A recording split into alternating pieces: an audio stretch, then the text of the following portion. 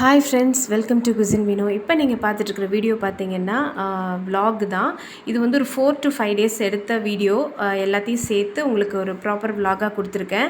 அதுக்கு காரணம் வந்து ஒரு ஒரு லாஸ்ட் வீக் பார்த்திங்கன்னா ஒரு ஃபுல் அண்ட் ஃபுல் ஒரு ஸ்ட்ரெஸ்ஃபுல்லான ஒரு வீக்கு.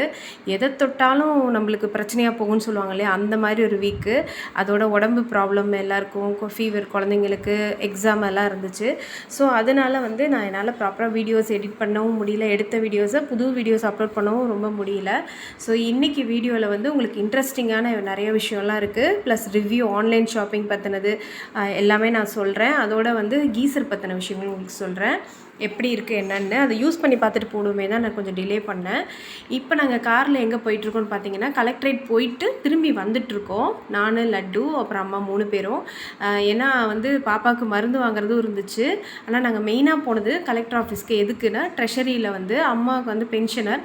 ஸோ அவங்களுக்கு வந்து எவ்ரி இயர் வந்து பென்ஷன் நம்ம இருக்கிறோம் அப்படின்னு சொல்லிட்டு லைஃப் சான்றிதழ் கொடுப்பாங்க இல்லையா, அது வந்து நேரில் போய் முன்ன பண்ணிகிட்டு இருந்தாங்க. கொரோனானால 2 இயர்ஸ் பிரேக் ஆகிடுச்சு. அப்போ தேவையில்லைன்னு சொல்லிட்டாங்க கவர்மெண்ட்டில். இப்போ வந்து போஸ்ட் ஆஃபீஸ்லேயோ இல்லை இசேவை மையத்துலேயோ பண்ணலான்னு சொல்லியிருந்தாங்க. பட் நாங்கள் பண்ணினது வந்து ஆகஸ்ட்லேயே பண்ணிட்டோம். ஆனால் அவங்களுக்கு அந்த மெசேஜ் வந்து போய் சேரவே இல்லை. லாஸ்ட் மினிட்ல தான் ஃபோன் பண்ணாங்க. நாங்களும் அந்த கன்ஃபர்மேஷன் வர மெசேஜ் வந்ததை பற்றி ஞாபகத்துலேயே வராமல் விட்டுட்டோம். அதனால அந்த ப்ராப்ளம் தான். சரி, ரொம்ப டென்ஷன் ஆகிடுச்சு. லாஸ்ட் மினிட்ல சொல்லும்போது என்ன பண்ணுறது, திருப்பியும் போய் நம்ம பண்ண முடியாது, நேரில் தான் போய் பண்ணணும் ன்றதுனால போய் பண்ணணும். அங்கே போய் பார்த்தா எங்களோட ஒரு 1800 பேருக்கு மேலே நிறைய பேருக்கு அந்த மாதிரி ப்ராப்ளம் ஆயிருக்கு.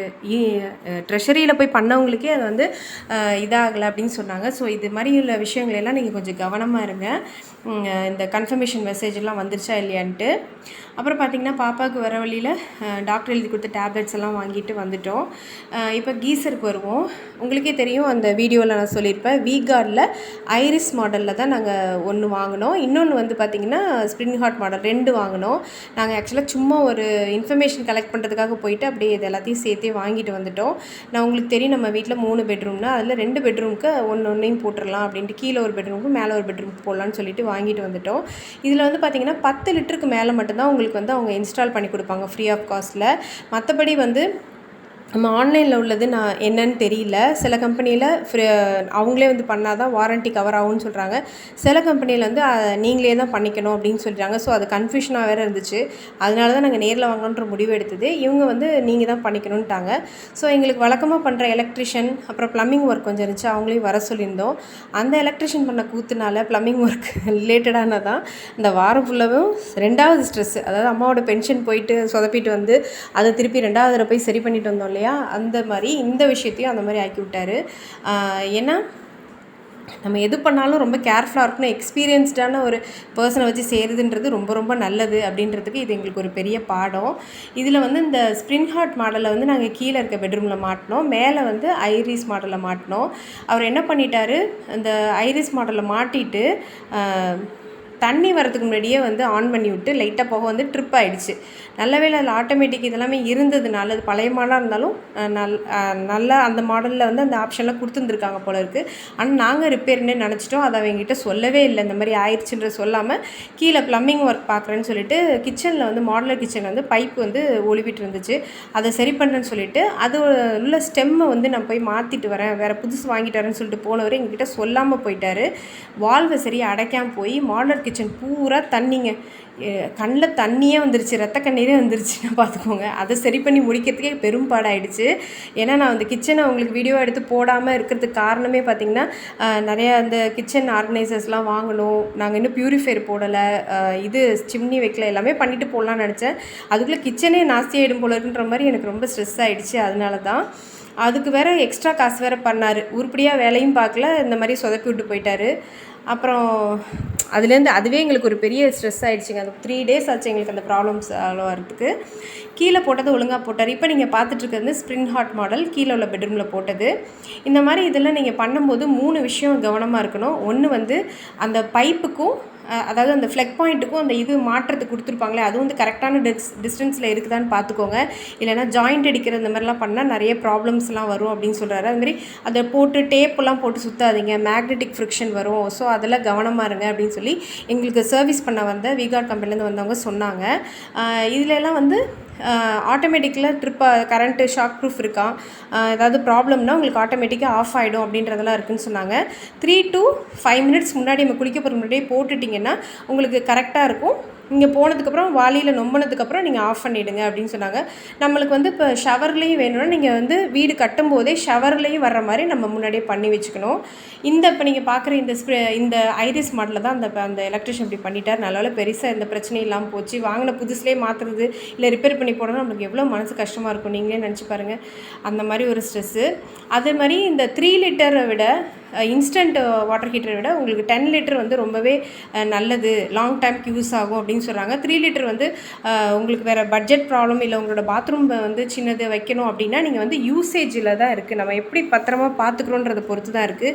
எங்கள் வீட்டில் பார்த்தீங்கன்னா ஃப்ரிட்ஜு, வாஷிங் மிஷின் எல்லாமே ரொம்ப வருஷம் ஆகுது. நம்ம கரெக்டாக மெயின்டைன் பண்ணி சர்வீஸ் பண்ணிட்டு வர்றதுனால அதெல்லாம் இன்னுமே இருக்குது. ஸோ இதெல்லாம் வந்து இங்கே கரெக்டாக ஹீட் ஆகிட்டு கரெக்டாக போட்டு ஆஃப் பண்ணிங்கன்னா உங்களுக்கு பவர் ப்ராப்ளம் அந்த ஃப்ளக்சுவேஷன் அந்த மாதிரிலாம் இல்லாமல் இருந்துச்சுன்னா இன்னுமே நல்லா லாங்காக வரும். பட் அவர் ரெக்கமெண்ட் பண்ணது வந்து பார்த்திங்கன்னா வீனஸ், என்னென்ன கம்பெனிலாம் பண்ணலாம் அப்படிங்கிறப்ப வீனஸ், அப்புறம் வீகார்ட் நல்லாயிருக்கு, பஜாஜ்லாம் நல்லாயிருக்கு அப்படின்னு சொன்னாங்க. அதோட வாரண்ட்டி ரிலேட்டடாக எங்களுக்கு வந்து ஒரு ப்ராப்ளம் வந்து சொன்ன ஒரு விஷயம் இருக்குது. ஒரு 4 இயர்ஸ் முன்னாடி நாங்கள் வந்து கிரைண்டர் வாங்கினப்போ என்ன சொன்னாங்கன்னா, இதில் வந்து ஆன்லைனில் வாங்குறதுக்கு 2 வருஷம் தான், நேரில் வாங்குறது தான் 5 இயர்ஸ் அப்படின்னு சொன்னாங்க. அந்த மாதிரிலாம் கிடையவே கிடையாதுன்னு எங்கள் சர்வீஸ் பண்ணவர் சொன்னார். ஸோ அப்படி யாராவது சொன்னாங்கன்னா கஸ்டமர் கேரில் கண்டிப்பாக கம்ப்ளைண்ட் பண்ணுங்கள். நேரில் வாங்கினாலும் சரி, ஆன்லைனில் வாங்கினாலும் சரி, அவங்க குறிப்பிட்டிருக்கபடி 5 இயர்ஸ்னால் 5 இயர்ஸ், 2 இயர்ஸ்னால் 2 இயர்ஸ் வாரண்ட்டி 2 விதமாக வாங்கினாலும் உண்டு. ஸோ அதை நீங்கள் ஏமாந்துடாதீங்க. அதே மாதிரி எந்த பொருள் வாங்கினாலும் அதை பற்றி நல்ல ரிவ்யூ எடுத்துக்கோங்க. இல்லை உங்கள் சொந்தக்காரங்க வாங்கியிருக்காங்களா என்ன அதெல்லாம் பார்த்துட்டு யோசிச்சு வாங்குங்க. முடிஞ்ச வரைக்கும் இந்த லாங் டைம் யூஸ் பண்ணுற பொருளாக நேராக பார்த்து வாங்குறது நல்லது. அதையும் மீறி நீங்கள் வாங்கினீங்கன்னா இந்த மாதிரி விஷயங்களெல்லாம் கவனம் செலுத்திட்டு வாங்குங்க. சர்வீஸ் சென்டர் உங்கள் ஊரில் கிடைக்குதான்றது இந்த டிவியாக இருக்கட்டும், வாஷிங் மிஷின் எதுவாக இருந்தாலும் சர்வீஸ் சென்டர் நம்ம ஊரில் இருக்குதா அப்படின்றதையும் நீங்கள் பார்த்துக்கோங்க. அதே மாதிரி இந்த மாதிரி பொருட்கள்லாம் பார்த்திங்கன்னா இந்த கூடை வந்து நான் அமேசானில் தான் வாங்கினேன். நான் போட்ட மாடல் ஒன்று, அது வந்த மாடல் ஒன்று. எவ்வளோ கேப்ஸ் இருக்குது பாருங்கள், துரு பிடிச்ச மாதிரி நல்லாவே இல்லை. இது வந்து 750, 1500, 715 வேறு போட்டு விளம்பரம் போட்டிருந்தாங்க. ஆனால் இதை வந்து நான் போன கடையில் 450 ரூபாய்க்கு எனக்கு கிடச்சிச்சு. ஏன்டா வாங்கணுன்னு ரொம்ப நொந்து போயிட்டேன். ஸோ இது மாதிரி விஷயங்கள்லாம் வாங்கும்போது ரொம்ப கவனமாக இருக்கணும். ஆன்லைனில் வாங்குறப்ப வந்து ரொம்ப நீங்கள் காஸ்ட்லியாக லேப்டாப்போ இல்லை ஒரு டேப் இந்த மாதிரி 50,000, 20,000 மாதிரிலாம் வாங்கும்போது ஓடிடிபி கேட்பாங்க. அந்த மாதிரிலாம் கேட்கும்போது நீங்கள் வந்து அது எதுக்குமே நம்ம முன்னாடி கொடுத்துடக்கூடாது. அது நம்ம பொருள் பார்த்து எல்லாமே கரெக்டாக வந்திருக்குன்னு சொன்னால் கொடுக்கக்கூடிய ஓடிபி நம்பர் அது. அதை நம்ம வந்து கொடுக்கவே கூடாதான். அதில் உங்களுக்கு ப்ராப்பராக திருப்தியாக இல்லைன்னா அந்த நம்பரை கொடுக்கக்கூடாது, ஆர்டரை கேன்சல் பண்ணிடலாம் அப்படின்றத நான் சமீபமாக தான் கேள்விப்பட்டேன். ஏன்னா நீங்களே நிறைய யூடியூப்பில் பார்த்துருப்பீங்க, நிறைய ஸ்கேமெல்லாம் நடக்குது இந்த மாதிரி விஷயங்களில். கல்லை வைக்கிறது, சோப்பை வைக்கிறதுக்கெலாம் ஏமாத்துறாங்க. ஸோ பெரிய காஸ்ட்லியான பொருள்லாம் வாங்குறீங்கன்னா இந்த ஓடிடிபி நம்பரை கொடுக்காதீங்க. உங்கள் பொருள் கரெக்டாக இருக்கான்னு பார்த்துட்டு பிறகு கொடுங்க. இந்த தோசைக்கல்லும் பார்த்திங்கன்னா ஆன்லைனில் தான் வாங்கினேன். 3 மாதம் கூட யூஸ் பண்ணல, ரொம்ப கேவலமாக இருக்குது. அவ்வளோ எண்ணெய் ஊற்றி சுட்டால் கூட தோசை வரமாட்டேங்குது. ஸோ அதுவுமே சொதப்பிருச்சு. அப்படி இவ்வளோ ஸ்ட்ரெஸ்ஃபுல்லான விஷயங்கள்லாம் எதுக்கு சொல்கிறேன்னா, உங்களுக்கு ஸ்ட்ரெஸ் வரக்கூடாது, இதெல்லாம் கவனமாக இருக்கணும் அப்படின்றதுக்காக தான். இப்போ பார்த்திங்கன்னா இது வந்து இந்த வீடியோ எடுத்தது பார்த்திங்கன்னா லட்டுவோட லாஸ்ட் எக்ஸாமு அன்னைக்கு இதை எடுத்தோம். சரி வரும்போது சர்ப்ரைஸாக இருக்கட்டுமேனு அவளுக்கு வந்து கேக் பண்ணலான்னு நினச்சேன்.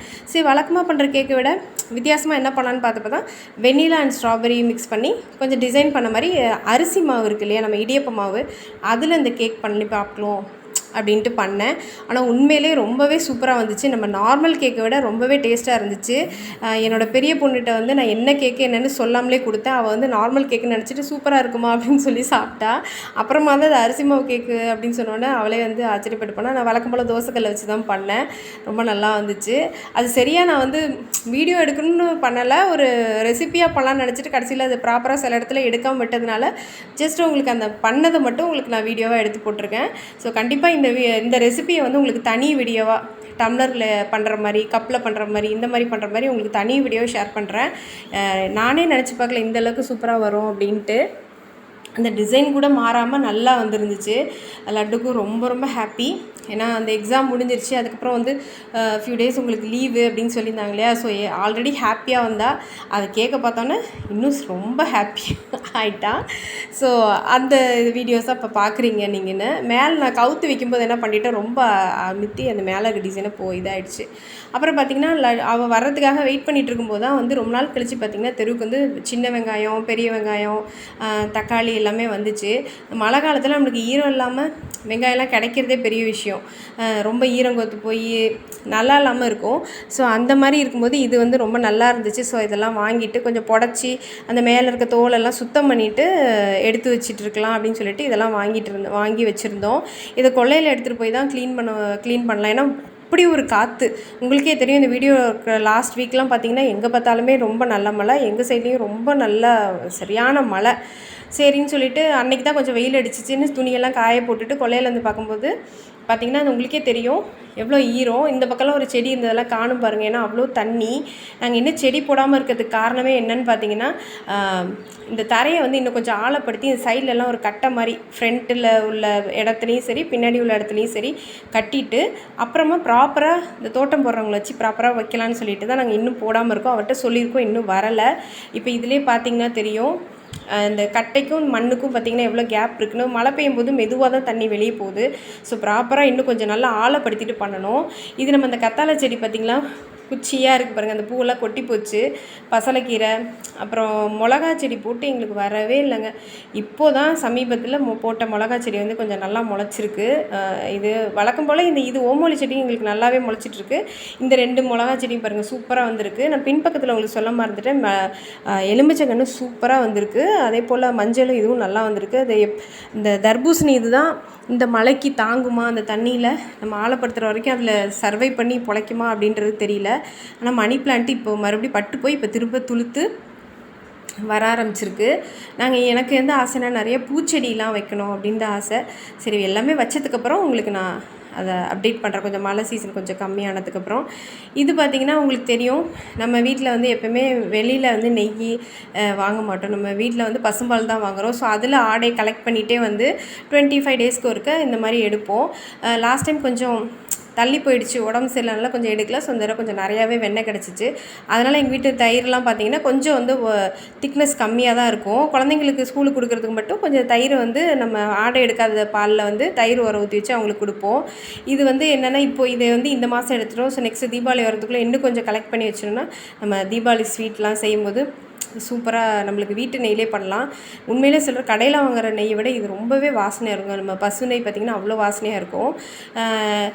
ஒவ்வொரு வாட்டியும் ஒவ்வொரு மாதமும் இந்த மாதிரி பண்ணுவோம். இந்த வெண்ணெய் நெய்யெல்லாம் எடுக்கிறத வீடியோ வந்து நம்ம சேனலில் ஆல்ரெடி நான் அப்லோட் பண்ணியிருக்கேன். ரொம்ப டீட்டெயிலாக நம்ம பழைய வீட்டிலேருந்து நான் அப்லோட் பண்ணியிருக்கேன். ஸோ இந்த வீடியோ கீழே நான் டிஸ்கிரிப்ஷனில் வந்து நான் லிங்க்கில் கொடுக்குறேன். ஸோ தெரியாதவங்க இல்லை பிகினர்ஸ் வந்து கண்டிப்பாக போய் பாருங்கள். நம்மளுக்கு எவ்வளோ மோர் கிடச்சிருக்கு பாருங்கள். இதையும் வடிகட்டிட்டால் நிறைய மோர் கிடைக்கும். இந்த மோர் வந்து கசக்காது. ஏன்னா நம்ம உரைக்கு ஊற்றுற மாதிரி வச்சு நம்ம அந்த ஆடை கலெக்ட் பண்ணி வெண்ணெயாக்கி பண்ணும்போது அந்த பால் இருக்கிறது வந்து வேஸ்ட் கிடையாது. நீங்கள் உரைக்கு ஊற்றாமல் அந்த பாலை யூஸ் பண்ணிங்கன்னா கசப்பு தன்மை இருக்கும். ஸோ யூஸ் பண்ண முடியாது. இந்த இதில் பார்த்திங்கன்னா இந்த மோர் வந்து செம்ம டேஸ்ட்டாக இருக்கும். இந்த சட்டியில் எதுக்கு சுடுதண்ணி வச்சுருக்கோன்னா அது நம்ம போட்டு எடுக்கிற பாத்திரத்தையெல்லாம் கொஞ்சம் கழுவுறதுக்கு வலுவலுப்பாக இருக்கும்ல. ஸோ அந்த சுடுதண்ணி வச்சு கழுவுனோன்னா தேய்க்கும்போது சீக்கிரம் போயிடும். அது பண்ணிகிட்டு இருக்கும்போதே தக்காளி சட்னி இது வந்து பார்த்திங்கன்னா காஞ்ச மிளகா, வெங்காயம், தக்காளியெல்லாம் வச்சு கொஞ்சம் நல்லா டேஸ்ட்டாக காரசாரமாக அரைச்ச தக்காளி சட்னி. இது நாங்கள் இந்த வீடியோ எடுக்கும்போது மார்னிங். ஸோ எப்பவுமே ஏர்லி மார்னிங்கில் எடுக்கிறப்ப உங்களுக்கு நல்லா வந்து நல்லா சில் வாட்டரில் எடுக்கும்போது வெண்ணெய் நல்லா ஈஸியாக கிடைக்கும். அதுக்காக தான். அதோடு பார்த்திங்கன்னா அரிசி உளுந்து ஊற போட்டு வச்சுருந்தாங்க. ஏன்னா இது முடிச்சுட்டு இந்த வீடியோ எடுத்ததுக்கு நெக்ஸ்ட் டே பார்த்திங்கன்னா வீடெல்லாம் ஃபுல்லாக நம்ம சரஸ்வதி பூஜைக்காக க்ளீன் பண்ணுறது அது ரிலேட்டடான ஒர்க்ஸ்லாம் ஸ்டார்ட் ஆகிடும். ஸோ மாவு அரைச்சிட்டு இருக்க முடியாது அப்படின்றதுனால இதெல்லாமே கொஞ்சம் முன்னாடி பண்ணி வச்சுருவோன்ட்டு இதெல்லாம் பண்ணிகிட்டு இருந்தோம். எவ்வளோ நுறையா இருக்குது பாருங்கள். கொஞ்சம் நல்லா கொதிச்சிச்சுன்னா இந்த கலர் எப்படி இருக்குது பாருங்கள். இது நல்லா ஆறுனதுக்கப்புறம் பார்த்திங்கன்னா உங்களுக்கு சூப்பரான வீட்லேயே கமகமான நெய் ரெடி ஆகிடும். இந்த மோரையுமே நாங்கள் வேஸ்ட் பண்ண மாட்டோம். இதில் வந்து பார்த்திங்கன்னா அம்மா நல்லா ஒரு பெரிய பாத்திரத்தில் ஊற்றி வச்சுருப்பாங்க. இதில் வந்து கொத்தமல்லி, கருவேப்பிலையெல்லாம் அரைச்சி போட்டு கடுகு, பச்சை மிளகாலாம் தாளித்து போட்டு குடித்தோன்னா அவ்வளோ சூப்பராக இருக்கும். இந்த நெய் உருக்கும்போது சில பேர் வந்து தயிர் போடுவாங்க. அப்புறம் கருவேப்பிலை போடுவாங்க, முருங்கைக்கீரை போடுவாங்க. அதுமாரி போட்டோம்னா அவ்வளோ சூப்பராக இருக்கும். அதை பொரிஞ்சதை எடுத்து சாப்பிட்டிங்கன்னா அவ்வளோ டேஸ்ட்டாக இருக்கும். இப்போ இதில் பார்த்தீங்கன்னா அடியில் வந்து அந்த கடுகெல்லாம் கீழே தங்கியிருக்கும். மேலே வந்து இந்த நுரைகீரையெல்லாம் எல்லாமே சரியாக இதானதுக்கப்புறம் பார்த்திங்கன்னா அவ்வளோ டேஸ்ட்டான நம்மளுக்கு நெய் கிடைக்கும். அவ்வளோதாங்க. இந்த வீடியோவோட ஃபுல் கண்டென்ட் இவ்வளோ தான். இதுக்கு மேலே நான் எடுத்தேன்னா ரொம்ப லென்த்தாக போகும். இந்த வீடியோ உங்களுக்கு பிடிச்சிருக்கும், யூஸ்ஃபுல்லாக இருக்கும் அப்படின்னு நம்புகிறேன். நெக்ஸ்ட் அடுத்தடுத்த வர வீடியோஸில் பார்த்திங்கன்னா தீபாவளிக்கு என்னென்ன ரெசிபீஸ் பண்ணலாம், என்னென்ன ஷாப்பிங் பண்ண போகிறேன் அப்படின்றதெல்லாம் ஒன்று ஒன்றா வரப்போகுது. ஸோ கண்டிப்பாக எல்லா வீடியோஸும் கண்டிப்பாக மிஸ் பண்ணாமல் பாருங்கள். புதுசாக யாராவது இந்த சேனலை பார்த்துட்ருக்கீங்கன்னா கண்டிப்பாக பெல் சிம்பிளை கிளிக் பண்ணிக்கோங்க, சப்ஸ்கிரைப் பண்ணிக்கோங்க. பாருங்கள், வளர ஆரம்பிச்சிட்டேன். ரொம்ப லென்த்து வீடியோ போனால் அப்படி தான் ஆகும். ஸோ நெக்ஸ்ட்டு உங்களுக்கு ஒரு சூப்பரான ஜாலியான வீடியோவில் நான் உங்களை சந்திக்கிறேன் ஃப்ரெண்ட்ஸ். அது வரைக்கும் என்ஜாய் பண்ணுங்கள்.